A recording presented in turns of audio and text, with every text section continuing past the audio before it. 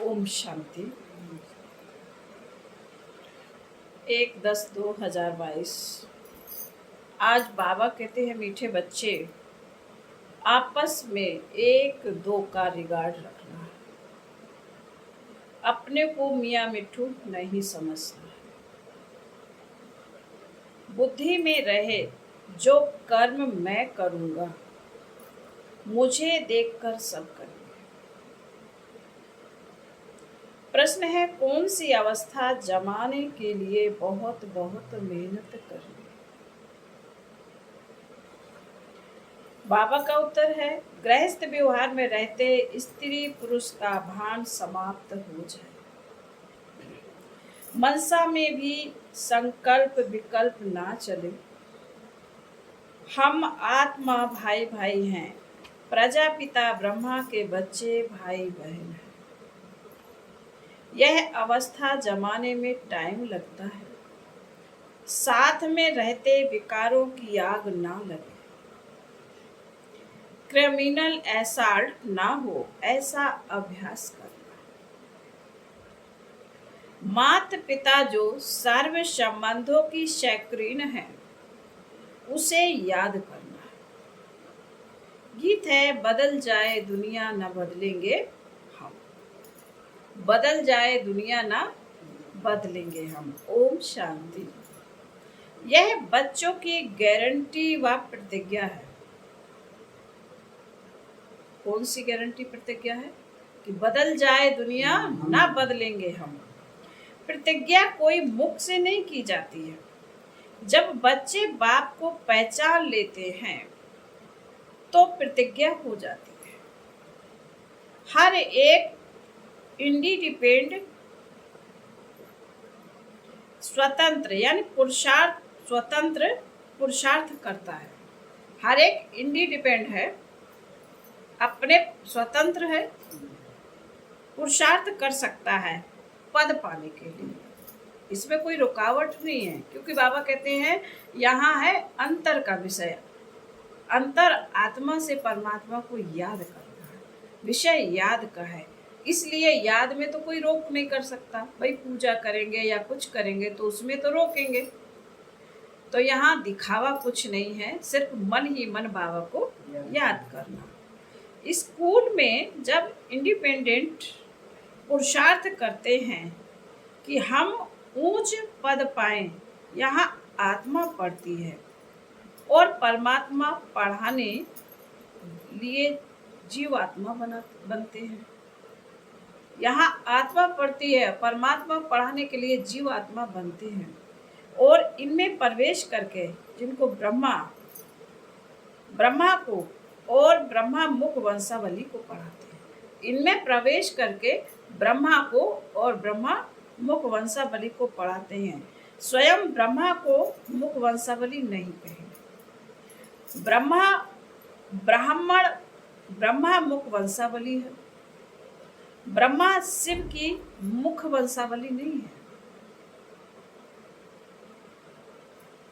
शिव बाबा तो आकर इनमें प्रवेश कर अपना बनाते हैं।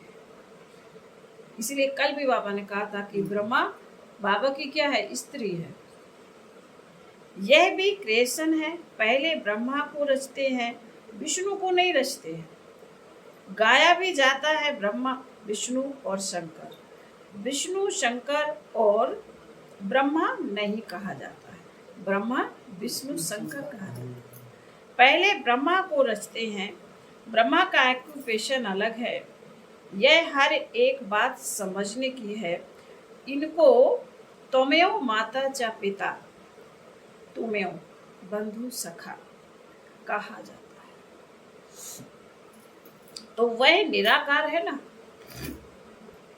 तो साकार में माता पिता चाहिए, तब पूछते हैं। मम्मा को माँ है कहेंगे, हाँ। ब्रह्मा मम्मा की भी माँ है। ब्रह्मा की कोई माँ नहीं है। यह माँ ब्रह्मा फीमेल ना होने के कारण सरस्वती को मम्मा कहते हैं। बाप पढ़ाते हैं तो यह भी पढ़ते हैं। जैसे तुम स्टूडेंट्स हो वैसे यह भी है। शिव बाबा कोई स्टूडेंट्स नहीं है। तुम बच्चे ब्रह्मा का मर्तबा भी देख रहे हो कि यह सबसे जास्ती पड़ता है। देखते हो यह बरोबर नजदीक है। पहले किसके कान सुनते हैं? यह ब्रह्मा सबसे नजदीक है तो कहेंगे कि मम्मा बाबा जास्ती पढ़ते हैं, फिर नंबर बार सब पढ़ते हैं। भले ही बाबा कहते हैं जगदीश बच्चा मम्मा बाबा से भी अच्छा समझाता है। बाबा की मुरली पढ़कर धारणा कर फिर गीता मैगनीज आदि बनाते हैं, क्योंकि यह शास्त्र आदि पढ़ा हुआ है। अंग्रेजी में भी होशियार हैं, इसको कहा जाता है रिगार्ड। स्टूडेंट्स को एक दो को रिगार्ड करना है, सम्मान। बाबा भी रिगार्ड रखते हैं ना, तो फादर को फॉलो करना चाहिए। भले अभी 16 कला नहीं बने हैं, नंबर बार तो होते हैं ना, कोई ना कोई भूले सबसे होती रहती हैं। इसलिए अपने को मियाँ मिट्ठू नहीं समझना है। जैसा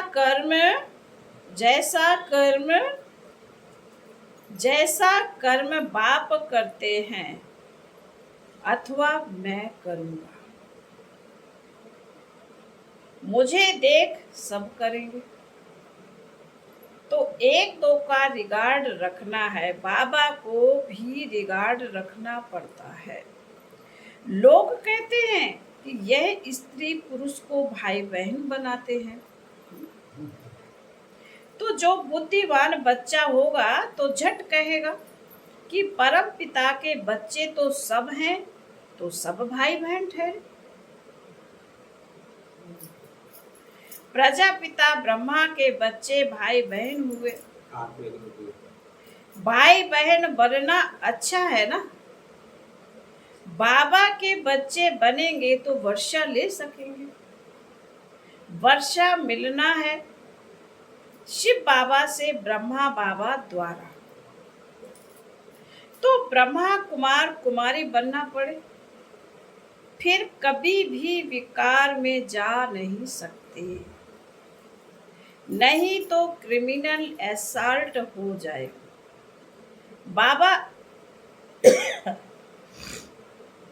बाबा कितना अच्छी रीति समझाते हैं, पवित्र रहने की युक्तियां भी बताते हैं। स्त्री भी कहती है बाबा, पुरुष भी कहते हैं बाबा। स्त्री ने भी कहा बाबा, पुरुष ने भी कहा बाबा, तो स्त्री पुरुष का भान टूट जाएगा।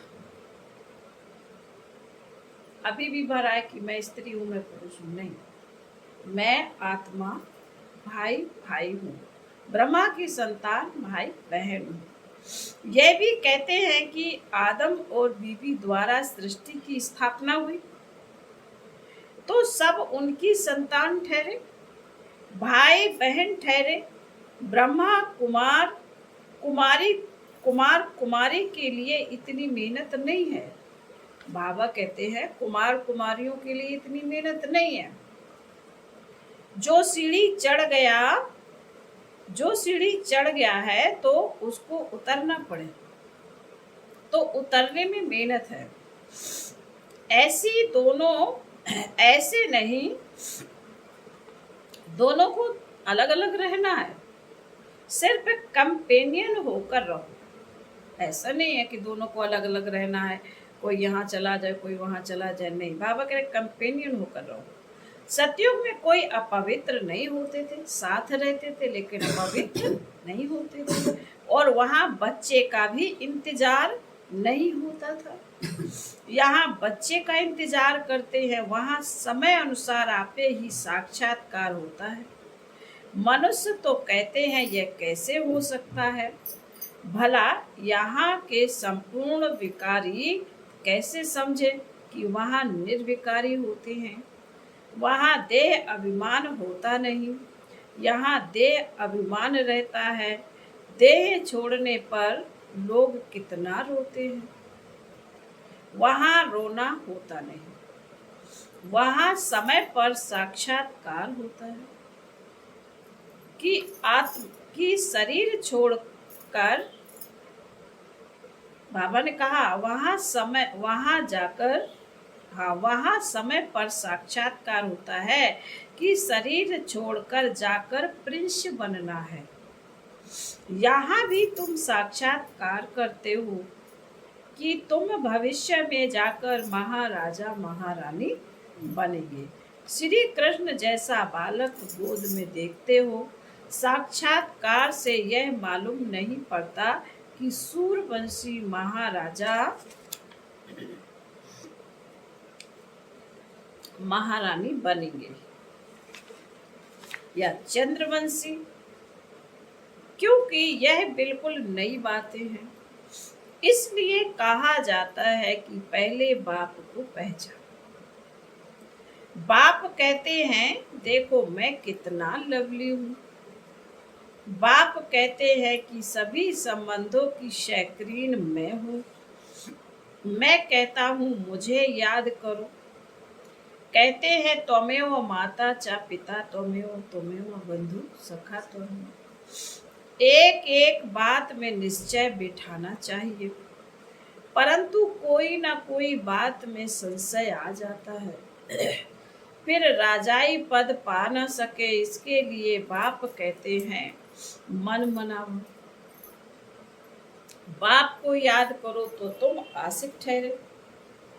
यह है रूहानी आशिक माशूक। यह है पक्का करना चाहिए।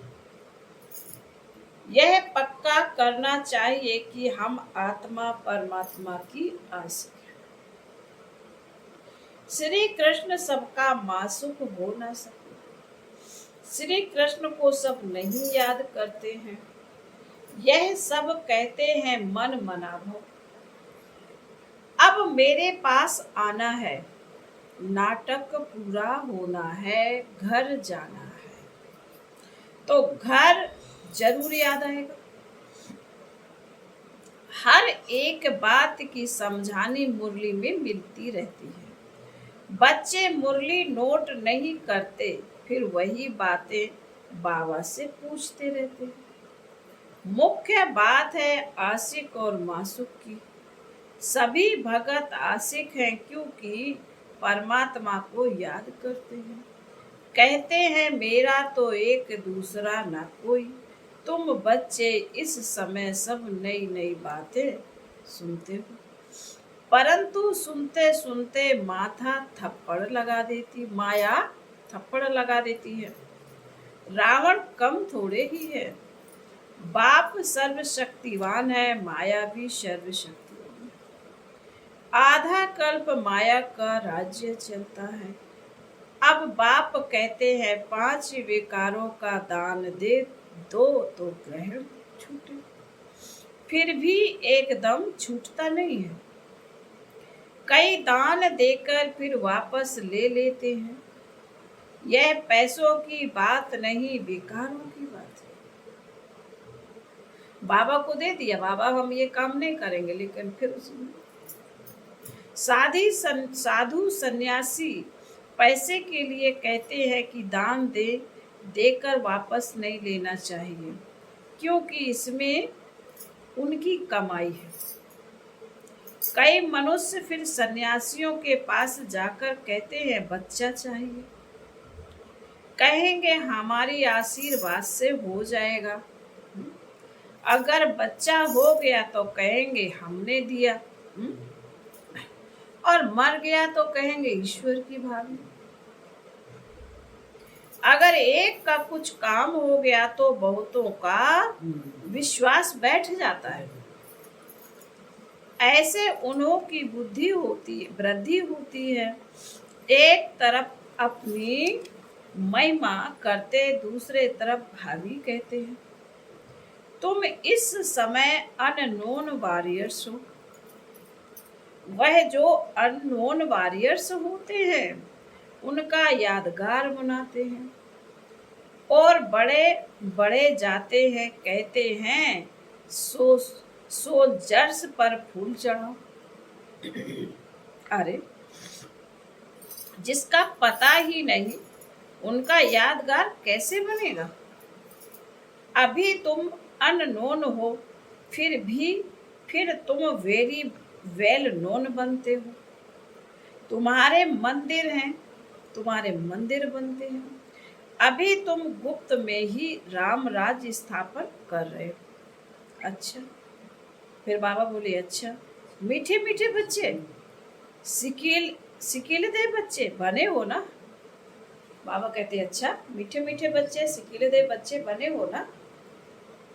5000 वर्ष के बाद मिले हो। किसी का गुम हुआ बच्चा मिल जाए तो माँ बाप को कितनी खुशी होगी। जैसे संसार में खुशी होती है ना, किसी का बच्चा बिछुड़ जाए तो कितनी खुशी होती है। तो ऐसे ही बाबा के बिछड़े हुए बच्चे मिले हैं। 5000 कल्प पहले बिछड़े हुए बच्चे मिले। बाबा को तो बहुत खुशी है। बच्चे समझते नहीं है, बच्चे पहचानते नहीं है, बाबा फिर भी उनको फोन करके बुलाता है, बच्चों को खबर देकर बुलाता है, क्योंकि बाबा को खुशी है कि मेरा बच्चा नहीं मुझे पहचानता पर मैं तो पहचानता। बच्चा भी बाबा बाबा कहता रहेगा तो अभी विनाश तो होता है और तुम गुम हो जाते हो, अर्थात बाप से बिछुड़ जाते हो। फिर कल्प के बाद बाप से मिलते हो तो माँ बाप का कितना प्यार है। आधा कल्प तुम सुख भोगते हो, फिर धीरे धीरे दुखी होते हो। सन्यासी कहते हैं ना, सुख काग विष्ठा समान है। वह भी विकार के लिए कहते हैं। गुरु ने भी कहा है, मूत पलीत कपड़ धोए तो कौन धोएगा। वह एक परमात्मा ही है जिसको कहते ही है एक ओंकार। सिख लोग यह गाते हैं, यह ज्ञान में तुम बच्चों की बुद्धि बड़ी सुरुट से आनी चाहिए, क्योंकि आत्मा को जगाना होता है तो आत्मा भी सुरुड बनती है। कोई कोई तो बहुत अच्छे सुरुड बुद्धि वाले बुद्धि हो जाती है। माताएं कन्याएं बहुत अच्छी खड़ी हो जाती हैं। नहीं तो माताएं बैठ पति को समझाएं। इसमें बड़ी हिम्मत चाहिए, हिम्मत और निर्भयता चाहिए। बाकी तो सब नरकवासी हैं, दुर्गति में हैं। वह तो भक्ति में खूब नाचते ताली बजाते रहते हैं, सदगति तो होती नहीं। तुम बच्चे सदगति में जाने के लिए बिल्कुल चुप रहते हो। नारद ने कहा, मैं लक्ष्मी को वरूं।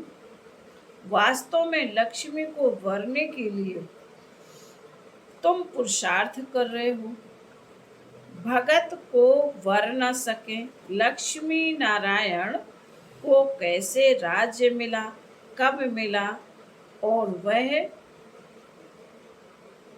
अब कहाँ गए, यह सिर्फ तुम जानते हो। इसलिए तुम मंदिर में जाकर माथा नहीं टेकते। समझते हो कि हम ही लक्ष्मी नारायण बन रहे हैं। तुम्हारा माथा टेकना बंद हो गया है। बाप कहते हैं यह नास्तिक हैं जो माथा नहीं टेकते। वास्तव में तुम ही आस्तिक हो। नंबर 12 पुरुषार्थानुसार। वह तो नास्तिक हैं जो परमात्मा को नहीं जानते। अभी तुम निधन के बने हो, फिर भी माया थप्पड़ लगा देती है तो आर्फन निधन के बन पड़ते हो। बाबा ने कहा, अभी तुम धड़ के बने हो, निधन के नहीं बने हो।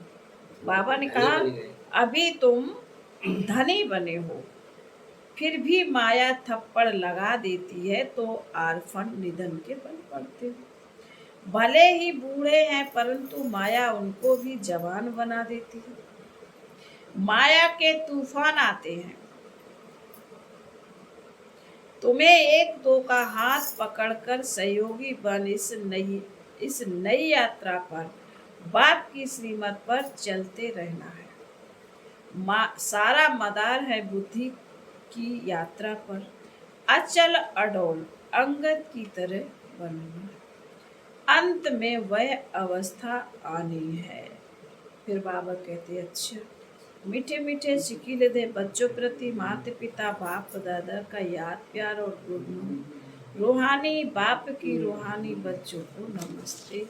हम रूहानी बच्चों की रूहानी माता पिता बाप दादा को याद प्यार गुड मॉर्निंग और नमस्ते नमस्ते नमस्ते।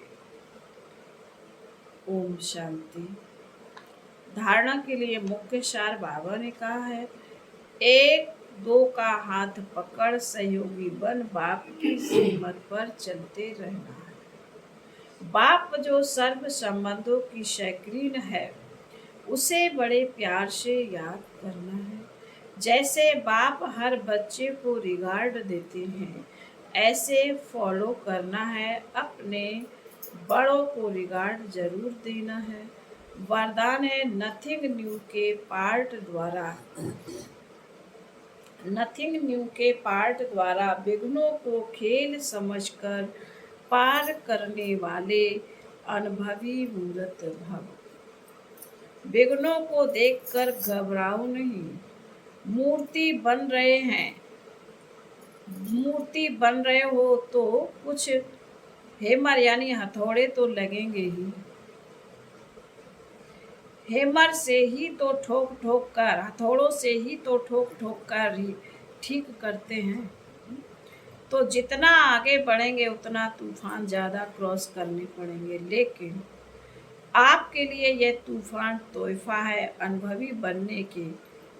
इसलिए यह नहीं सोचो कि क्या सब विघ्नों के अनुभव मेरे पास ही आने हैं। नहीं, वेलकम करो, आओ। नथिंग न्यू का पाठ पक्का हो तो यह विघ्न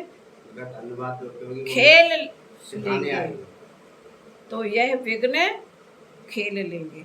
स्लोगन है, सत्यता की निशानी हो तो आत्मा रूपी हीरे की चमक चारों ओर स्वतः फैलती है।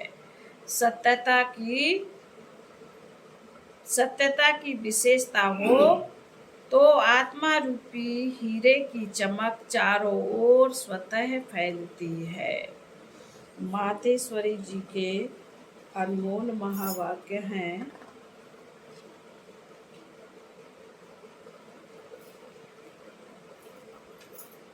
अच्छा, मातेश्वरी जी के अनमोल महावाक्य हैं। अगर कोई यह प्रश्न पूछे कि यह जो अपने को इस संगम समय पर ईश्वरीय नॉलेज मिल रही है वो फिर से अपने को सतयुग में मिलेगी। अब इस पर समझाया जाता है कि सतयुग में तो हम स्वयं ज्ञान स्वरूप होंगे। देवताई प्रारब्ध भोग रहे हैं, वहाँ ज्ञान की लेन देन नहीं चलती है। अब ज्ञान की जरूरत है अज्ञानियों को, परंतु वहाँ तो सब ज्ञान स्वरूप है। वहाँ कोई अज्ञानी रहता ही नहीं जो ज्ञान देने की जरूरत रहे। अब तो इसी समय अपने सारे ब्राट ड्रामा के आदि मध्य अंत को जानते हैं। आदि में हम कौन थे, कहाँ से आए और मध्य में कर्म बंधन में फंसे फिर कैसे गिरे। अंत में हमको कर्म बंधन से अतीत वो कर्मातीत देवता बनना है। जो पुरुषार्थ अब चल रहा है जिससे हम भविष्य प्रारब्ध सतयुगी देवताएं बनते हैं। अगर वहाँ हमको यह मालूम होता कि हम देवताएं गिरेंगे तो यह ख्याल आने से खुशी गायब हो जाती। तो वही वहाँ गिरने की नॉलेज नहीं है। यह ख्यालात वहाँ नहीं रहता है। हमको इस नॉलेज द्वारा अब मालूम पड़ा है कि हमको चढ़ना है और सुख की जीवन बनानी है। फिर आधा कल्प के बाद अपनी प्रारब्ध भोग फिर अपने आप को विस्मृत कर माया के वश होकर गिर जाते हैं। यह चढ़ना और गिरना अनादि बना बनाया खेल है। यह सारी नॉलेज बुद्धि में है। यह नॉलेज सतयुग में नहीं रहती। नंबर 2, कई मनुष्य ऐसे समझते हैं कि हम जो भी कुछ कर्म करते हैं, चाहे अच्छे चाहे बुरे कर्म करते, उसका फल अवश्य मिलता है। जैसे कोई दान पुण्य करते हैं, यज्ञ हवन करते हैं, पाठ पूजा करते, वो समझते हैं कि हमने ईश्वर के अर्थ जो भी दान किया वो परमात्मा के दरबार में दाखिल हो जाता है। जब हम मरेंगे तो वो फल अवश्य मिलेगा और हमारी मुक्ति हो जाएगी। परंतु यह तो हम जान चुके हैं कि इस करने से कोई सदा काल के लिए फायदा नहीं होता। ऐसा दान पुण्य करने से कोई सदा काल के लिए फायदा नहीं होता। यह तो जैसे जैसे कर्म करेंगे उससे अल्पकाल क्षण भंगुर सुख की प्राप्ति अवश्य। मगर जब तक यह प्रैक्टिकल जीवन सदा सुखी नहीं बने तब तक उसका रिटर्न नहीं मिल सकता। भला हम किससे भी पूछेंगे, यह जो भी तुम करते आए हो, यह करने से तुम्हें पूरा लाभ मिला है, तो यह सुनने से वो लाजवाब हो जाते हैं। अब परमात्मा के पास दाखिल हुआ या नहीं हुआ वो हमें क्या मालूम। जब तक अपनी प्रैक्टिकल जीवन में कर्म श्रेष्ठ नहीं बने तब तक कितनी भी मेहनत करेंगे तो भी जीवन मुक्ति प्राप्त नहीं करेंगे। अच्छा, दान पुण्य किया लेकिन उस करने से कोई विकर्म तो भस्म नहीं हुआ, फिर जीवन मुक्ति कैसे प्राप्त होगी। भले इतने संत महात्माएं हैं, जब तक उनको कर्मों की नॉलेज नहीं तब तक वो कर्म नहीं हो सकते, ना वह जीवन मुक्ति को प्राप्त करेंगे। उनको भी यह मालूम नहीं है कि सत धर्म क्या है और सत कर्म क्या है। सिर्फ मुख से राम राम कहना, इससे कोई मुक्ति नहीं होगी। बाकी ऐसे समझ बैठना कि मरने के बाद हमारी मुक्ति होगी, ऐसे को भी बेसमझ कहा जाता है। उन्हों को यह पता ही नहीं कि मरने के बाद क्या फायदा मिलेगा, कुछ भी नहीं। बाकी तो मनुष्य अपने जीवन में चाहे बुरे कर्म करें चाहे अच्छा कर्म करें, वो भी इस जीवन में ही भोगना है। आज बाबा ने मुरली में सारा क्लियर समझाया है। अब यह सारी नॉलेज हमें परमात्मा टीचर द्वारा मिल रही है कि कैसे शुद्ध कर्म करके अपनी प्रैक्टिकल जीवन बनाने में। अच्छा, ओम शांति।